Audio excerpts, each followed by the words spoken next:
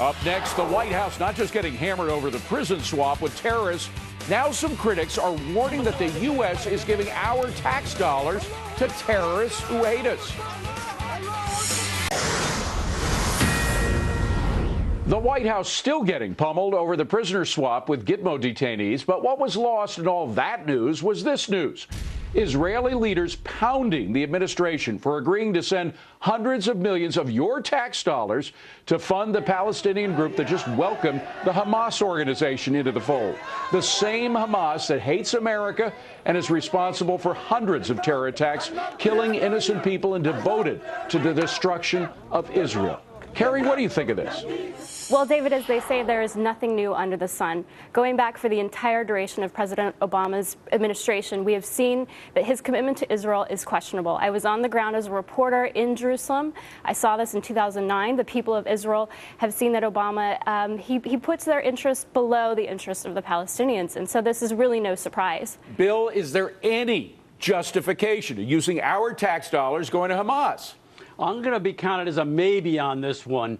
And the reason is that I think all foreign aid should be distributed to a small group of countries on the basis of good behavior. There should be a competition. A country should be scored for democracy, for women's rights, for property rights, and for free speech. I would allow the Palestinians to enter the competition. I would not expect them to win. But, Rich, you don't get the award for a competition before the competition. The fact is that they approved that they are terrorists. You don't give them the money first and then expect them to behave well. You wait until you see whether they behave well, don't you?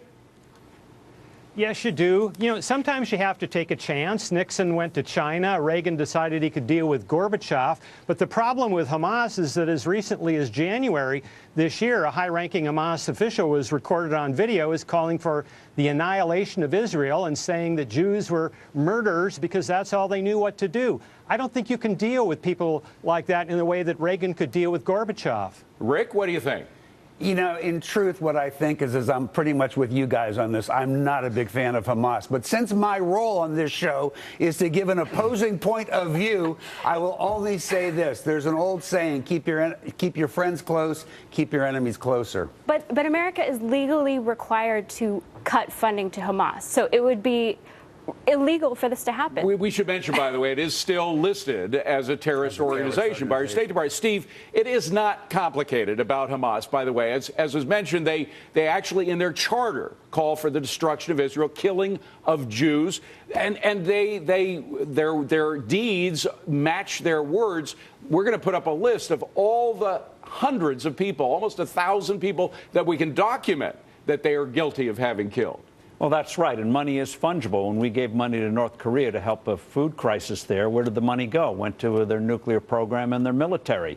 Same thing with Hamas. If they denounced terrorism, renounced it, recognized Israel as an entity in that part of the world, then sure, you sit down and you pony up some money. But again, you do it after they've shown good behavior, like Egypt got aid after they signed an agreement with Israel back in the late 1970s. Good behavior rewarded.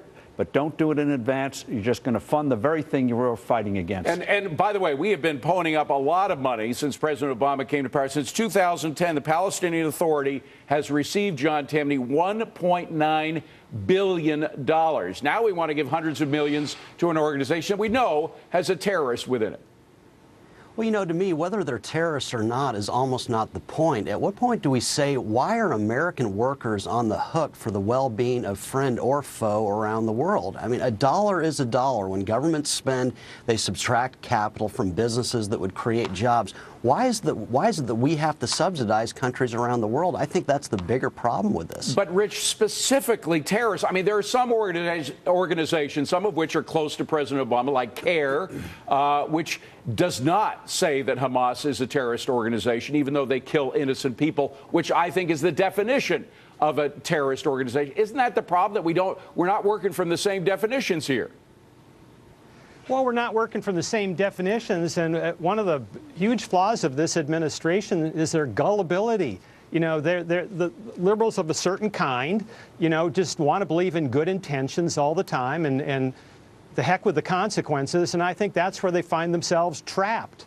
And Bill, shouldn't we at least, I hear what you're saying, that sometimes you can kind of encourage people to do the right thing.